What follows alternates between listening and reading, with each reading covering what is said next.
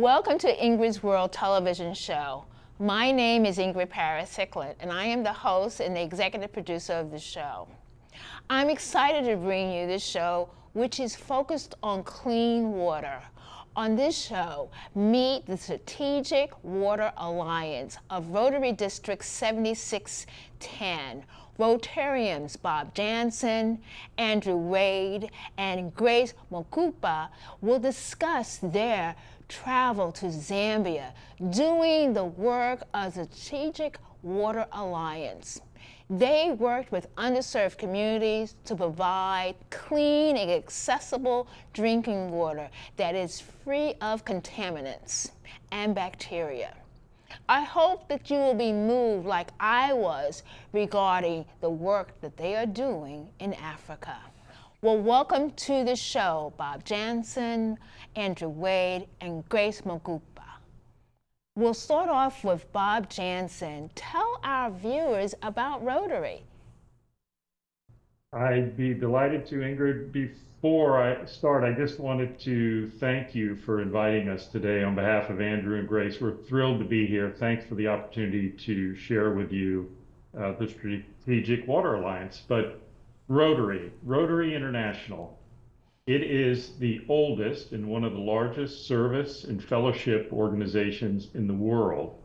Rotary counts 1.4 million members in 46,000 clubs throughout the world. And essentially, our purpose is to try to improve our communities, our regions, our countries, and really the world at whole. So Rotary clubs work individually, and they work together and collaboratively to try to make the world a better place. Wow. And that's such a wonderful way that you introduce Rotary, because it's one of our oldest, and making the world a better place. That's what it's all about. Andrew, let's take a moment and let's talk about the history of the Strategic Water Alliance. Yeah. Thanks, Ingrid, again. Happy to be here.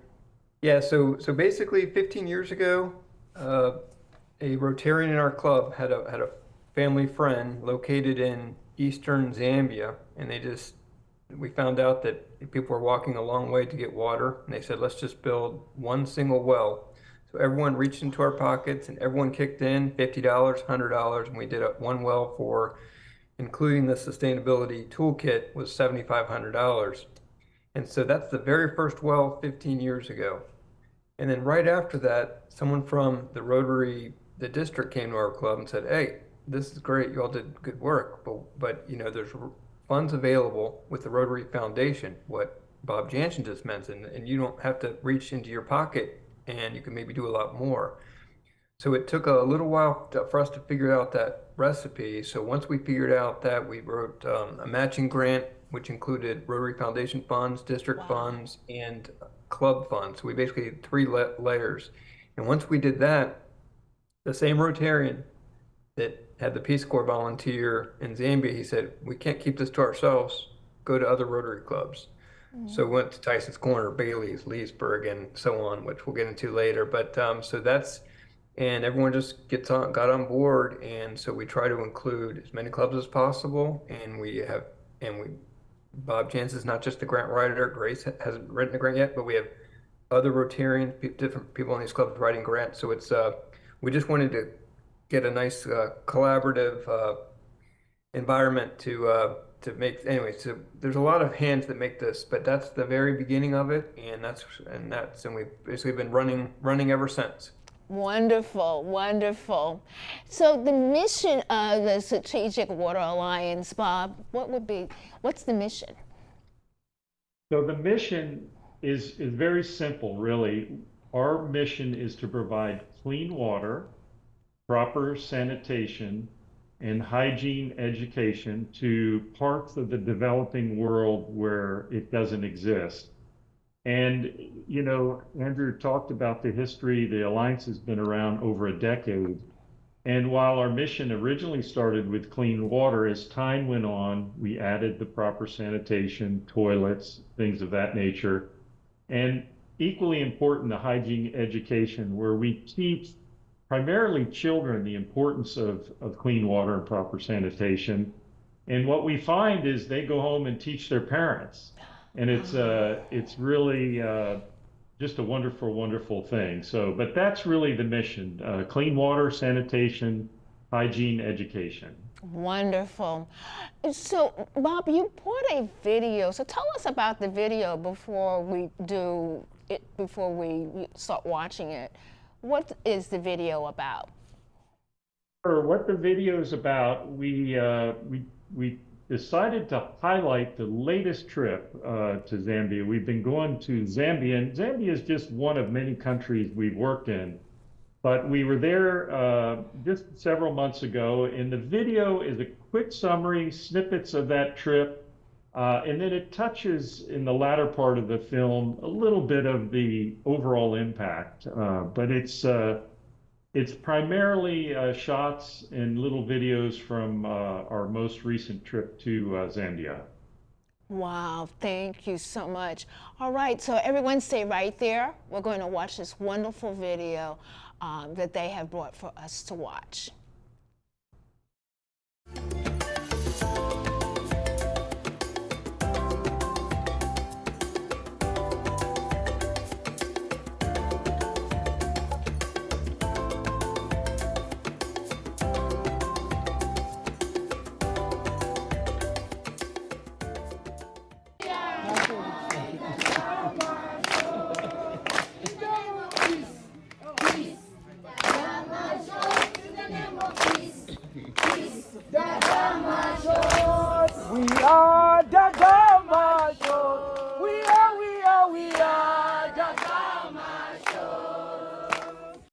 First time for her to come here.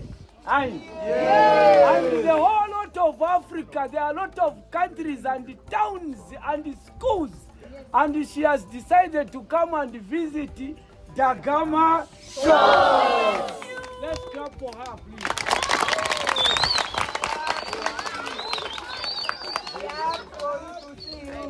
Okay, let's listen. Maybe she has something to say. Ah. You're gonna make me cry. But it has been such joy seeing each and every one of you. I wish you all the best in your future endeavors. I think that you are set to do great things in this world. So thank you for welcoming me, and I hope to see you again in the future. You are welcome. Thank you very much.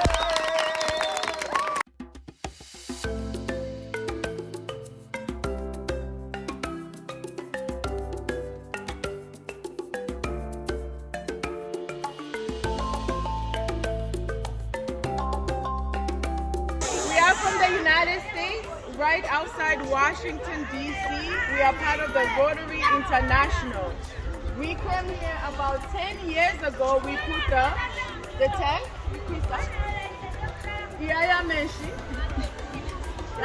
So we put that, but we have come today to look at it, but guess what? It's still working. So I want you to really thank your teachers, your leaders, because they have kept the system going. Other schools, you are the 18th school we visited. We went to Tembele, Nasansa, we even visited prisons. But you have kept the toilet, you have kept the buildings clean. That's why we're coming back. It's not because of Americans, it's because of the people that are working.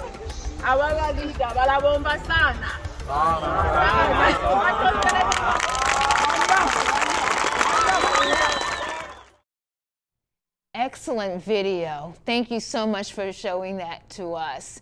So now let's talk about, with Grace, tell us about the Rotary clubs that are involved in the Strategic Water Alliance. Thank you, Ingrid. We're very excited to talk about things that are passion to our heart and the mission that started almost 16 years ago in Zambia, right, with a Peace Corps volunteer. This is a group work. I think Andrew did mention that there are many hands involved in this. So I'll have a pleasure of reading you the clubs that are involved. Yes. So we don't want to miss anyone because this is part of their money, part of their effort and energy to help the world become a better place through water. We have Alexandra Manassas, Billy's Crossroad. We have Dan Lauren, Fairfax, Hendon, Reston. We have the Great Falls, Gainesville, Mammoth. We have Fredericksburg. We have Daybreak, Vienna, Tyson, McLean, Fredericksburg, Randolph, Fredericksburg, West Virginia, West Springfield. We have one more, which is Staring and Leesburg. So when it comes to all these Rotary Club, my club is not a member, but I traveled to Zambia so that I can see. And when I came back, exciting news is that my club will be a member. As we speak, we are working through the process to join. So these clubs have contributed to help Zambia and Water Alliance be strong and stand where they are right now today. Congratulations, that's wonderful. So you inspired people to get involved. That's fantastic. So now, Grace, tell us about your recent trip to Africa. You were in Zambia?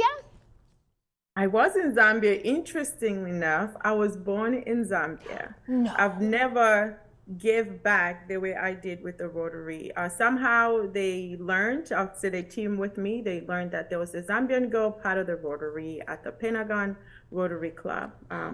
So they contacted me. My trip was just overwhelming and very, I was a little tearing because I was that child that Rotary is touching. I used to sit on a brick. I used to get water. I used to use a pit latrine until I left Zambia. So I went to school. When I went back, the kids that we were talking to, the schools that we visited, reignited that fire in me to give back, but it also reminded me of my childhood. And it reminded me of the hardship, the difficulties that we faced without water. And if we had Rotary back then, when I was growing up, it would have been better, easier compared to what we are. So that trip was touching to me. I had not been home for 12 years. And the most important thing that I didn't see my family first. I went to serve with the Rotary. Service above self was on the top for me. And after that, that's when I flew to see my family. So I hadn't been there for 12 years.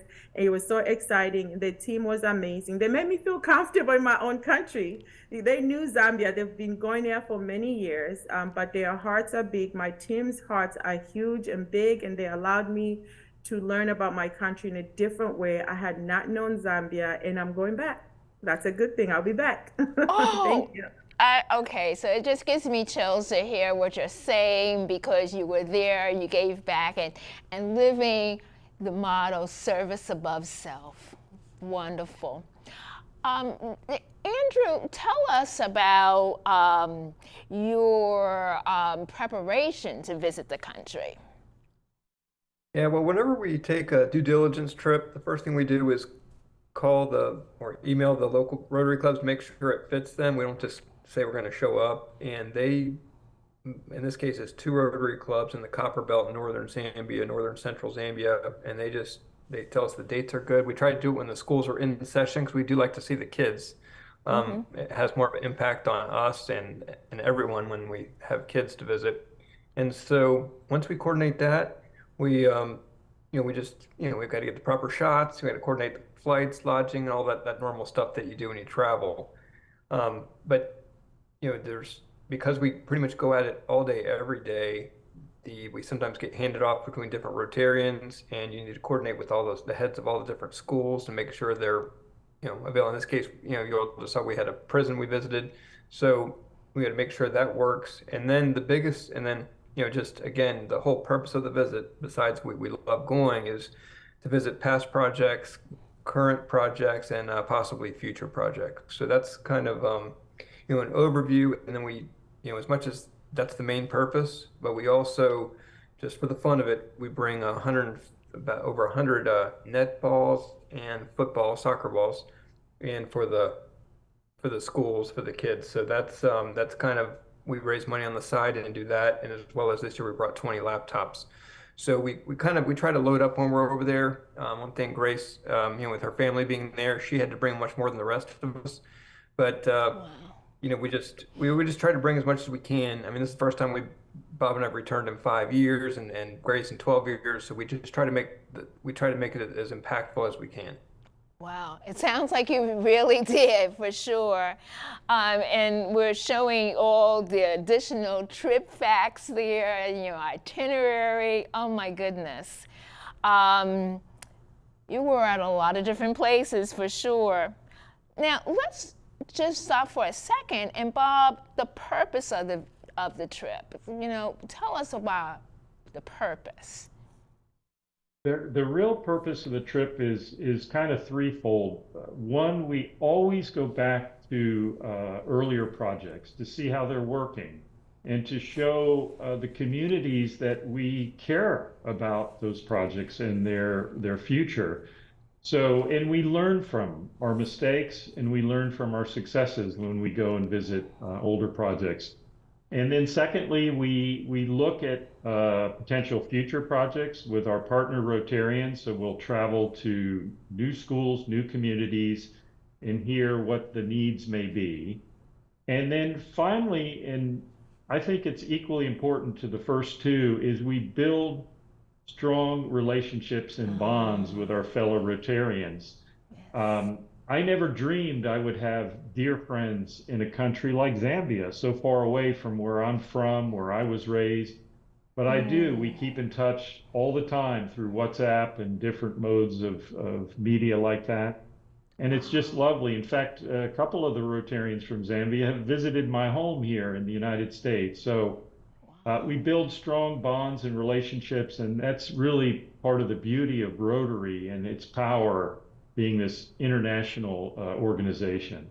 Wow, wonderful. Means so much. So Grace, tell us who was on the team from Rotary District 7610. I had a chance to travel with an amazing team. For me, it was my first time to travel with them.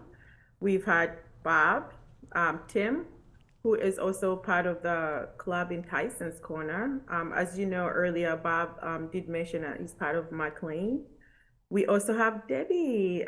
Debbie was our first time to the continent. She's part of the Dallas International Airport, which is the same club that Andrew belongs to. And I'm part of the Crystal City Pentagon Rotary Club. Our club is not a member yet. But I was able to travel, and there is no restriction with the Rotary to say that you cannot give back, you cannot travel with them, you need to be part of this club. We see the overarching umbrella in Rotary as our brothers and sisters. So if anyone wanted to go or would like to come, they don't have to be part of a club that's a member, but it will help if there will be a member of a specific club. And also we have Tony, who got sick, and he's part of a Dallas International club as well. I assume that Andrew recruits a lot of people because he had the whole club come to support. So that's a team of people that I traveled with, and we were each other's support system. We strengthened each other. Just because the trip was successful doesn't mean we didn't face any challenges along the way. So our relationship became stronger. Our bond became more of a family. So that's our team. Beautiful. So let's talk while we have you here on. Let's continue the conversation and say, what did you find on your visit to the water project? Grace, what impressed you? What did we find? As you know, implementing water project, in different countries, we face difficulties. In Zambia, we did have, some challenges that schools are facing, such as logistics, so water is a source of, I see it as a human right, but sometimes water really has more layers to education, to food. And we saw that our communities, the community, not the school that we're helping, we're benefiting from these water projects. So such that they're walking long distances, right? Access water, and some of them were wheelbarrows and some of them were women. So I saw the challenges that women were facing. And we didn't face a lot of cultural differences because we are well traveled, but also we are versed into the Zambian culture. That didn't come across, but we saw people walking distances. I would say some of the challenges that we face, which for me, as someone who grew up there's some schools that maintained the water. You know, when the water breaks down, the school fixes it. It's not just a gift for Americans. We don't drink, or the Rotary Club doesn't go there and drink the water every day. We saw schools taking responsibility, accountability to fix the water. But we also saw other people not taking accountability, waiting for Americans to come and fix it. So our goal was to educate not just the community, the students, to keep that gift precious to them, because that gift doesn't just come from our pocket. You know, we don't just go around and get money from anywhere, but this is the money that we want to change and transform people's lives. So we saw that other schools were on a different level, but through the conversation, through talking, I think we'll go back and see. Our hope is that they will change and the water will benefit the students. Another thing that we saw through our travel, I think someone might have mentioned, was strengthening relationship. We understand the bonds that we built can last a long time. So we were able to socialize differently so that our projects in the future can be successful. Communication will come easier if we build those bonds. But we saw our transformation was an ecosystem that involved not just one person, involved a lot of people. And I think it'll be easier in the future for us to continue the project that are successful and to teach those projects that are not successful what they can learn from other institutions. So thank you with that. Thank you so much. Thank you for that wonderful answer. So, Bob, when we're talking about such an important topic, I want to just talk a little bit about and switch and ask you the question, what has been the impact of the Strategic Water Alliance? Because we have quite a few slides that we're going to show. What has been the impact of that? You know, the impact, we've been around over a decade, and we've actually worked in 5 different countries and completed almost 50 projects to the tune of around $800,000 US. Most of the work has been at schools, and the impact of clean water and really a proper sanitation, a toilet at school, is tremendous. It enables the children to stay healthier, to remain in school longer. When we started really focusing on proper sanitation and having separate toilets for boys and girls, it enabled girls to stay in school longer. They weren't embarrassed to come to school and have to share a bathroom. So that was a tremendous impact. And just in addition, as we've touched on, a lot of the work over the years has been at schools, but when you build a facility at a school, you're impacting the surrounding community. There are families that live near the school that come and access the water. And so the impact grows far beyond the population of the school itself. So I think that's a big impact. And it's interesting, as I say, most have been at schools, and I think Grace touched on it. We actually built the first waterborne toilet building block system in a correctional facility, actually in the country of Zambia. It was noted by the new president of the country.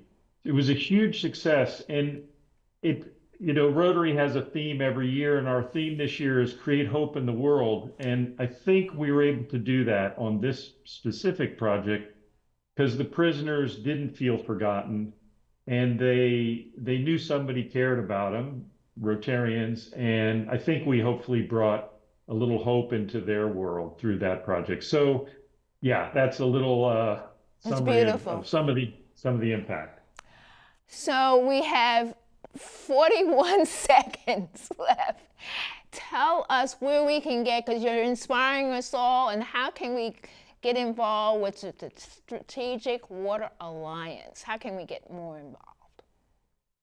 The easiest way is we have a website. It's easy to remember. So SWA7610.org. very easy to remember, swa7610.org. I would say grab on there, send us an email. We are open, as Andrew and Grace touched on, to Rotarians, non-Rotarians.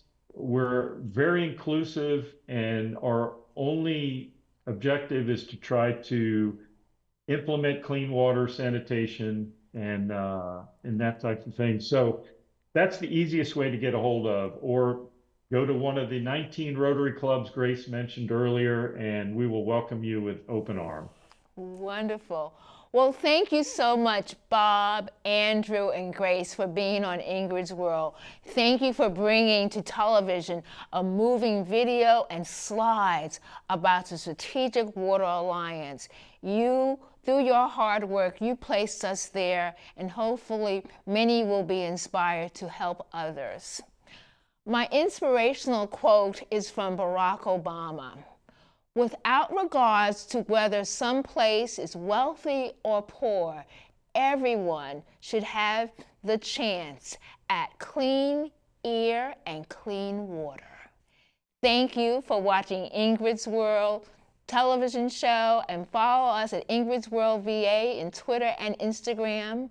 And if you miss a show, you know how to find us at Ingrid's World VA YouTube channel, as well as Facebook and ingridsworld.org. I am so grateful for your support. Bye for now.